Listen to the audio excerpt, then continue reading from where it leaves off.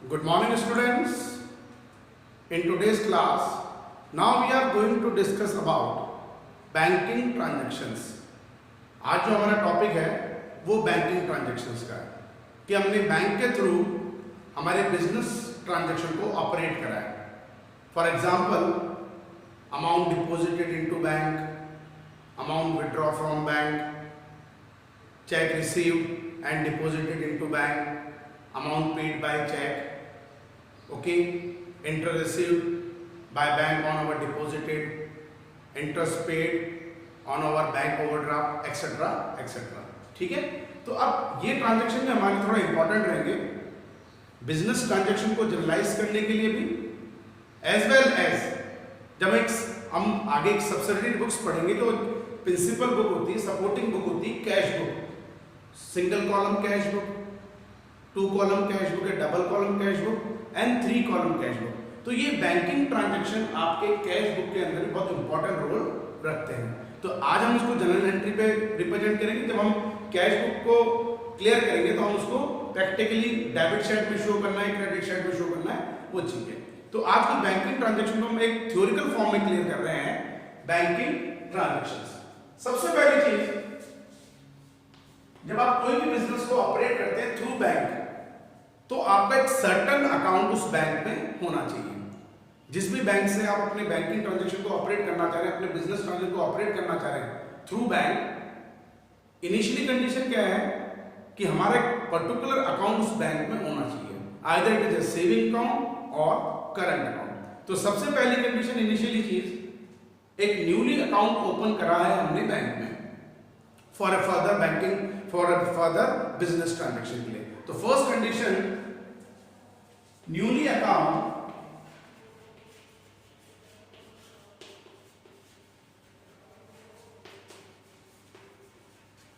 Open into bank for a further business transaction. ठीक है. अब इसके बेस पर अगर मैं प्रैक्टिकल एग्जांपल लूं, अगर मैं इसको जनरलाइज कर रहा हूं आइडेंटिफाई करने के बाद में, एक नॉर्मल बात है, bank is an real account as well as personal account. Okay, कि बैंक एक आपका एक ऑर्गेनाइजेशन होता है, एक आर्टिफिशियल पर्सन है आपके लिए, आप उसको पर्सनल अकाउंट की तरह भी ट्रीट कर सकते हैं, और एक अगर अमाउंट के बेस पे चलो तो मैं रियल अकाउंट की तरह भी ट्रीट कर सकता हूं. क्योंकि बैंकिंग जो कंसर्न है वो आपकी कोई नेचुरल पर्सन नहीं होती, it is a artificial person. लेकिन receiver is debit and giver is credit, या debit wards come in and credit ward goes out real account की तरह. अब एक बेसिक चीज हम कर रहे हैं कि एक न्यूली अकाउंट हमने ओपन करा किसी भी बैंक में, एसबीआई में, चाहे पंजाब नेशनल बैंक में, पीएनबी में, चाहे बॉब में, बैंक ऑफ बड़ौदा में, एक प्रोसेसिंग है. अब एक न्यूली अकाउंट जब हम ओपन करेंगे तो बिजनेस एंटरप्राइजेस से आपका अमाउंट गोज आउट होगा, क्योंकि आपको एक सर्टेन अमाउंट बैंक में ओपन करना है. आपको जब अकाउंट ओपन करना है तो एक सर्टेन अमाउंट बैंक में डिपॉजिटेड कराना पड़ेगा. तो credit ward goes out, cash आपके पास से गया. लेकिन bank is a artificial person, आप इसको एक पर्सनल अकाउंट की तरह ट्रीट करेंगे. Receiver is a debit. तो अगर मैं इसकी एंट्री बनाऊंगा तो मेरी एंट्री बन जाएगी इसकी, bank account debit to cash account. Okay, bank account debit to cash account. ठीक है. तो bank account debit to cash, ये न्यूली अकाउंट ओपन करने की हमारी एंट्री हो गई है. नंबर 2, एज सिमिलर, इसी के सिमिलर जब मैं सेकंड एंट्री करूं, टाइम टू टाइम, एक बार आपने बैंक अकाउंट ओपन कर लिया, ओके, लेकिन एक बार बैंक अकाउंट ओपन करने के बाद में, अमाउंट डिपॉजिट करने के बाद में आप रेगुलर बेसिस पे तो चलेंगे, ऑपरेट करेंगे अपने बिजनेस को, तो उसमें भी टाइम टू टाइम आपको बैंक में अमाउंट डिपॉजिट रखना पड़ेगा. एक सर्टेन अमाउंट आप डिपॉजिट करते रहेंगे फर्दर बिजनेस ट्रांजैक्शंस के लिए. किसी को आपने चेक इशू करा दो, जब क्लियर होगा तो उसके लिए आपके अकाउंट में सफिशिएंट अमाउंट होना चाहिए. तो सेकंड एंट्री बिल्कुल as similar, amount deposited into bank, amount deposited, जिसको हम पेड भी बोल सकते हैं, amount paid into bank, amount deposited into bank, amount deposited into bank. बिल्कुल सेम फर्स्ट एंट्री की तरह एंट्री होगी. बैंक इज रिसीवर, तो बैंक अकाउंट डेबिट और अमाउंट डिपॉजिट कराएंगे तो बिजनेस एंटरप्राइज से हमारा कैश गोज आउट होगा टू कैश। बेसिक एंट्री होती है, ज्यादा इतना आपके इशू नहीं होता है बैंकिंग ट्रांजैक्शन में, थ्रू बैंक हम ऑपरेट कर रहे हैं। ओके, नंबर 3, बिजनेस को ऑपरेट करने के लिए हमने बैंक से time to time amount withdraw भी तो करा है। जैसे आप अमाउंट डिपॉजिट कर रहे थे बैंक में, टाइम टू टाइम आप अमाउंट विड्रॉ भी करके चलेंगे, तो amount withdraw from bank. Number 3, amount withdraw from bank. But इस कंडीशन में जब अमाउंट विड्रॉ करते हैं बैंक से, तो 2 पर्पस से आप अमाउंट विड्रॉ करेंगे।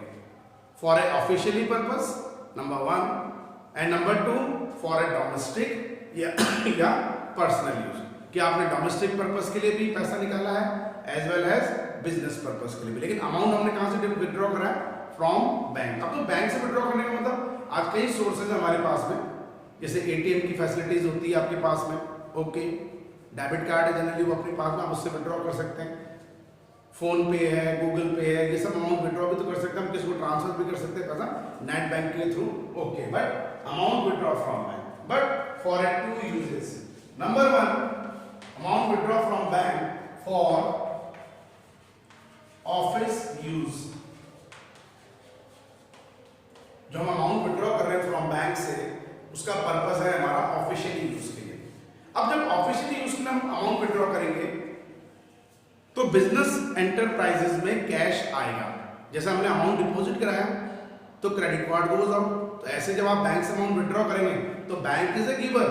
बैंक आपके लिए क्या हो रहा है? आर्टिफिशियल पर्सन है, लेकिन वो आपके लिए क्या हो रहा है? He is a giver. वो आपके लिए इट इज अ गिवर, वो आपका गिवर है।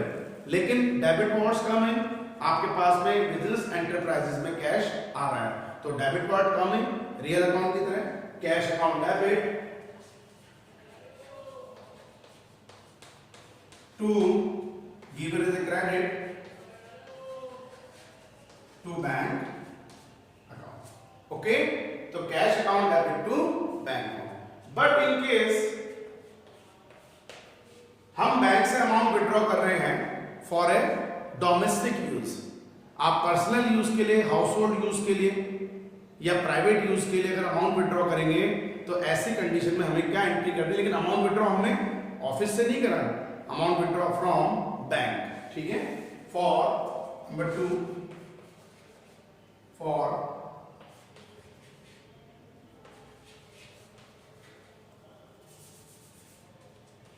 डोमेस्टिक यूज और पर्सनल यूज और हाउस होल्ड यूज। अब ऐसी कंडीशन में जो हम डोमेस्टिक यूज के लिए अमाउंट विड्रॉ कर रहे हैं, पर्सनल यूज के लिए अमाउंट विड्रॉ कर रहे हैं या हाउस होल्ड यूज के लिए अमाउंट विड्रॉ करेंगे, that means it is A drawings. What is the meaning bye drawings? A certain amount और goods which will be withdrawn by the proprietor for his domestic use, household use is known as a drawings। और हमने पहले भी previous videos वगैरह में clear कर रखा है, ड्रॉइंग्स एक लॉस होता है, नॉमिनल एंट्री की तरफ इसको ट्रीट करेंगे। All the expenses and losses are debit, तो drawings account debit, but who is the giver? Amount withdraw कहां से करा हमने? बैंक से।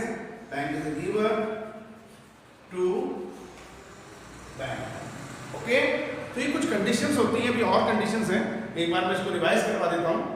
फर्स्ट कंडीशन बैंकिंग ट्रांजैक्शन की, आप फ्यूचर में अगर बैंकिंग ट्रांजैक्शन को ऑपरेट करना चाहते हैं तो आपका एक सर्टन अकाउंट बैंक में होना चाहिए।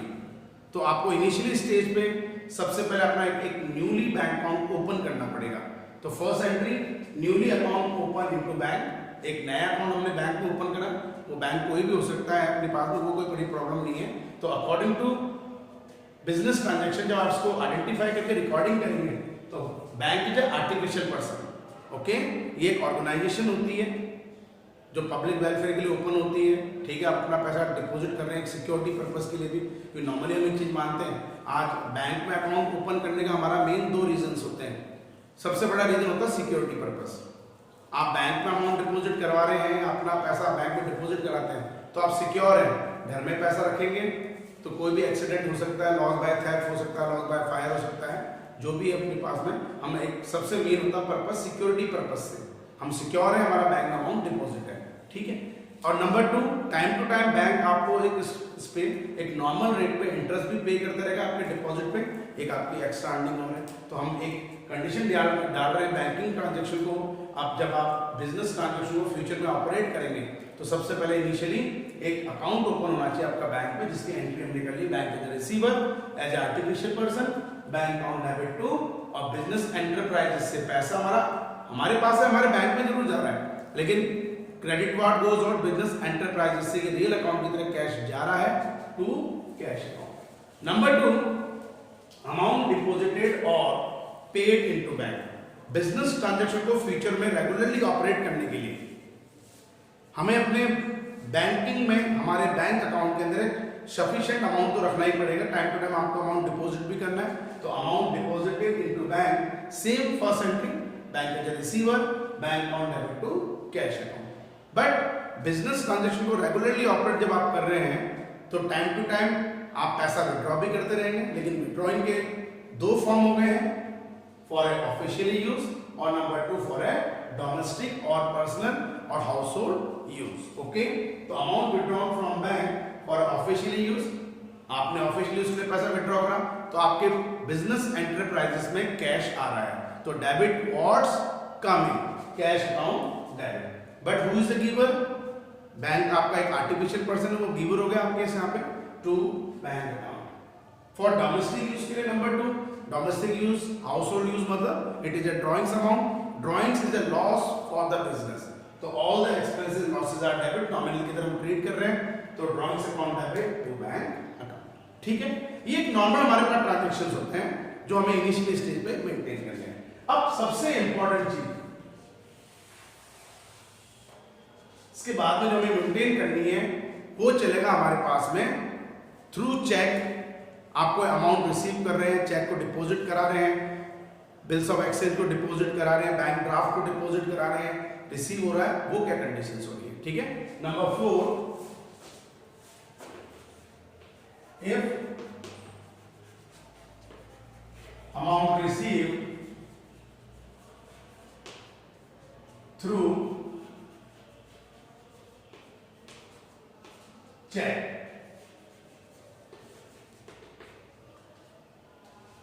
ठीक है, कि हमने एक अमाउंट रिसीव करा थ्रू चेक। नॉर्मली जब हम कोई अमाउंट रिसीव करते हैं थ्रू चेक से, तो चेक की वैलिडिटी 3 मंथ की हो गई है। आप 3 मंथ में उस चेक को कभी भी क्लियर करवा सकते हैं। फॉर एग्जाम्पल, अगर 10 अक्टूबर का आपको किसी ने चेक दिया है तो अक्टूबर से नवंबर, दिसंबर, जनवरी अप टू 10 जनवरी तक 3 महीने की वैलिडिटी है, आप उसको कभी भी क्लियर करा सकते हैं। ऐसा नहीं आपका चेक तो आप आज ही क्लियर कराएंगे, कल वो एक्सपायरी होता, नो, 3 महीने की वैलिडिटी है, 3 मंथ में आप कभी उसको क्लियर कराएंगे। बट यहाँ पे बेटा यही पॉइंट है, हमने चेक रिसीव करा और हम उसको सेम डे डिपॉजिट कराते हैं, तो अब ये पॉइंट थोड़े आपके लिए बैंकिंग ट्रांजैक्शन में एक इंपॉर्टेंट रोल रखेंगे। जब हम प्रैक्टिकल सम करेंगे आपको और अच्छी तरह क्लियर हो जाएगा, हम थ्योरिकल फॉर्म में बेटा इसको जो है एक्सप्लेन कर रहे हैं। आपको चेक मिला, ठीक है, आपके पास टाइम था, आप अपने बैंक में गए, ड्रॉप बॉक्स में चेक दे देंगे, ठीक है, बैंक वाला जो भी उसका टाइम होता है अपने पास क्लियरिंग का उस टाइम पे क्लियर करेगा, आपके पास मैसेज आ जाएगा, your account is credited with the amount of इतने इतने रुपए थ्रू द चेक नंबर इतना इतना, क्लियर हो गया। आपके पास मैसेज भी आता है जब चेक क्लियर होता है, ठीक है। हम वही चीज मान रहे हैं कि रिसीव चेक को अगर हमने सेम डे बैंक में डिपॉजिट करा दिया, what is the meaning by same date?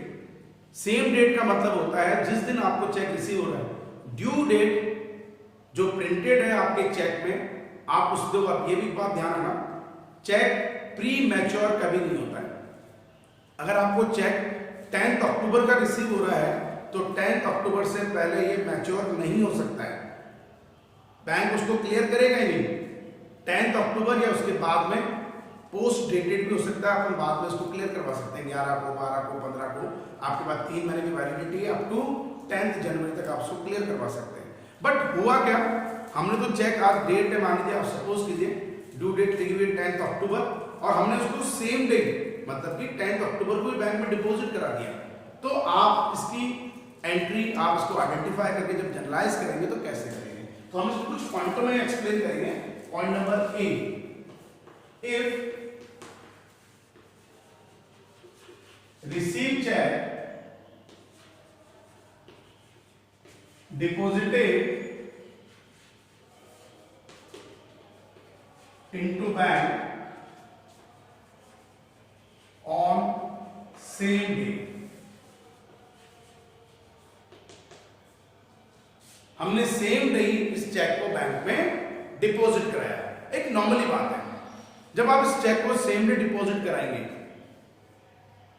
तो ये चेक जिसके थ्रू आपको मिल रहा है, आपके पास तो कुछ भी नहीं आया, आपके बिजनेस एंटरप्राइजेस में कुछ भी नहीं आया, थ्रू चेक है, आपका बैंक कॉलम इंक्रीज करेगा। तो बैंक इज ए रिसीवर या डेबिट टुवर्ड्स कमिंग, आपका बैंक बैलेंस इंक्रीज करेगा, पॉजिटिव इफेक्ट पड़ रहा है। एक रियल अकाउंट की तरह अगर मैं सोचूं तो अपने पास में डेबिट टुवर्ड्स कमिंग, आपके पास चेक आ गया, आपका बैंक बैलेंस इंक्रीज करेगा।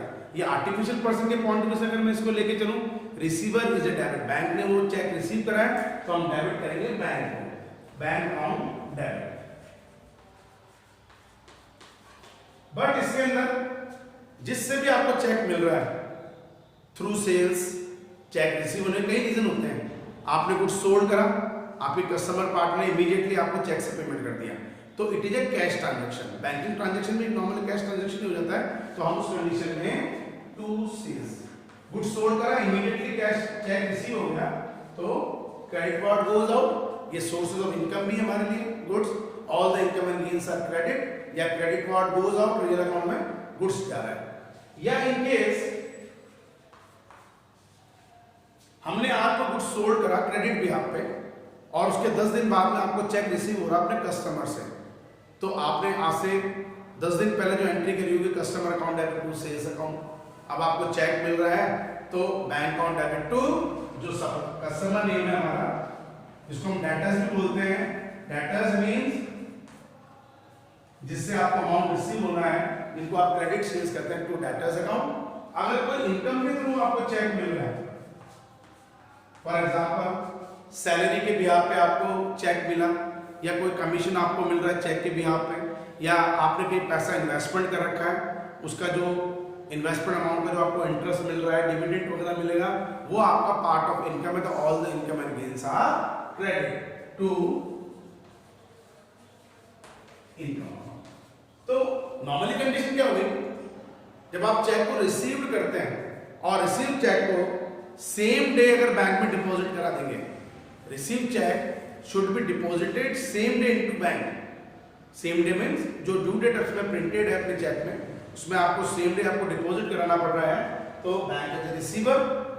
और अगर आप इसको नॉर्मली रियल अकाउंट की तरह ट्रीट करें, डेबिट टुवर्ड्स कमिंग, मेरे बैंक बैलेंस में पैसा आ रहा है, bank account debit through sales, immediately आपने कुछ सोल्ड करा, इमीडिएटली आपको चेक रिसीव हुआ, तो to credit part goes out to sales. अगर आपने क्रेडिट पे आपने कुछ सोल्ड किया था अपने कस्टमर को और वो आपको पोस्ट डेटेड चेक दे रहा है, तो आज की डेट में क्रेडिट सेल्स की एंट्री, जब हम अभी भी मैं एक चीज बोल रहा हूँ, जब हम इसके बेटा प्रैक्टिकल इसको सम में करेंगे तो आपको और अच्छी तरह क्लियर हो जाएगा, कोई बड़ी प्रॉब्लम नहीं है। अभी केवल हमने थ्योरिकल फॉर्म में क्लियर करा है ये चीजें। टू डेटर्स, डेटर्स कौन, कस्टमर, और कोई इनकम के थ्रू आपको चेक मिल रहा है तो टू इनकम। ठीक है, नेक्स्ट इसी में नंबर 2 कंडीशन हम ले हैं कि रिसीव चेक को आपने सेम डे डिपॉजिट नहीं कराया, आपके पास टाइम नहीं है, या आप बैंक में नहीं जा पाए और आपने उसको अपने पास से रख लिया, मतलब receive cheque should not be deposited same day into bank, आपने उसको सेम डे डिपॉजिट नहीं कराया है, तो हमारे पास में क्या कंडीशन है, if receive check should not be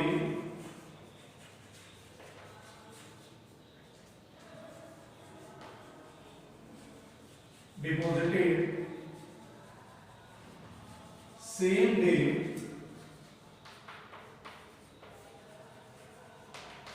into bank, आपने उसको सेम डे बैंक में डिपॉजिट नहीं कराया। अब ऐसी कंडीशन में it is known as cheque in hand, आपने चेक लिया है, सेम डे आप डिपॉजिट नहीं कराएंगे, that is known as cheque in hand. अब लेकिन एक नॉर्मल बात है, बैंक में जब आप डिपॉजिट नहीं करा रहे कोई बात नहीं, बैंक को डेबिट क्यों करेंगे हम, लेकिन चेक इन हैंड आपके लिए एक आर्टिकल है, रियल अकाउंट की तरह क्रिएट होगा। ये अपने पास में एक रियल अकाउंट है, पैसा तो आएगा आएगा, चेक को आप सेम डे डिपॉजिट कराओगे तो आपके अकाउंट में क्रेडिट हो गया। बट अगर आपने सेम डे डिपॉजिट नहीं करा तो डेबिट व्हाट्स कम, ये चेक एक हमारे लिए रियल अकाउंट की तरह क्रिएट होगा, डेबिट व्हाट्स कम, हम इसमें करेंगे cheque in hand account debit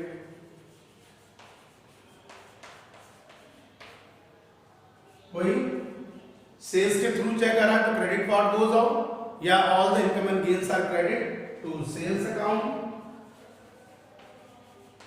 credit पे आपने कुछ सोल्ड करा और आपको पोस्ट डेटेड चेक मिल रहा है, उस डेट पे जब आप इस चेक को डिपॉजिट नहीं करा रहे तो आप इसकी एंट्री कर रहे हैं, cheque in account debit to customer, जो भी हमारा डेटर्स टू डेटर्स, और कोई इनकम के थ्रू आपको चेक मिल रहा है, सेम डे आप ड्यू डेट के दिन डिपॉजिट नहीं करा रहे तो all the income and gains are credit to income. ठीक है, तो ये सबसे इंपॉर्टेंट कंडीशन रहेगी हमारे लिए कि हमने रिसीव चेक को, जो चेक हम रिसीव कर रहे हैं वो आपने सेम डे डिपॉजिट कराया है कि नहीं कराया। सेम डे डिपॉजिट करा रहे हैं तो हमारे पास में क्या कंडीशंस है, और आपने अगर सेम डे डिपॉजिट नहीं कराया तो हमारे पास में क्या कंडीशन है। बट नॉर्मली एक चीज हमें ये ध्यान रखनी बेटा, ये ट्रांजैक्शन जो इंपॉर्टेंट अपने हैं जनरलाइज करने में भी इंपॉर्टेंट रोल रखेंगे। जब आप ट्रांजैक्शन करेंगे, बिजनेस ट्रांजैक्शन ऑपरेट करेंगे तो सारे ट्रांजैक्शन कैश में ऑपरेट नहीं होते हैं, कुछ बैंकिंग ट्रांजैक्शन के होते हैं, बैंक भी कैसे कैश को रिप्रेजेंट करता है। ठीक है, पोस्ट डेटेड है, बाद में हो जाएगा अपने पास में, लेकिन हमारे पास एक डॉक्यूमेंट तो आ चुका है, एक सोर्स डॉक्यूमेंट हमारे पास में है, that is known as a cheque. ठीक है, बट हमें कंडीशन क्या याद रखनी है कि चेक डिपॉजिट सेम डे हो रहा है, हमारी रिस्पॉन्सिबिलिटी होती है उस चीज की। अगर आपने चेक रिसीव करा है तो जो डेटर्स पार्टी है, जो गिवर पार्टी है, उसकी रिस्पॉन्सिबिलिटी वहीं एंड हो जाती है।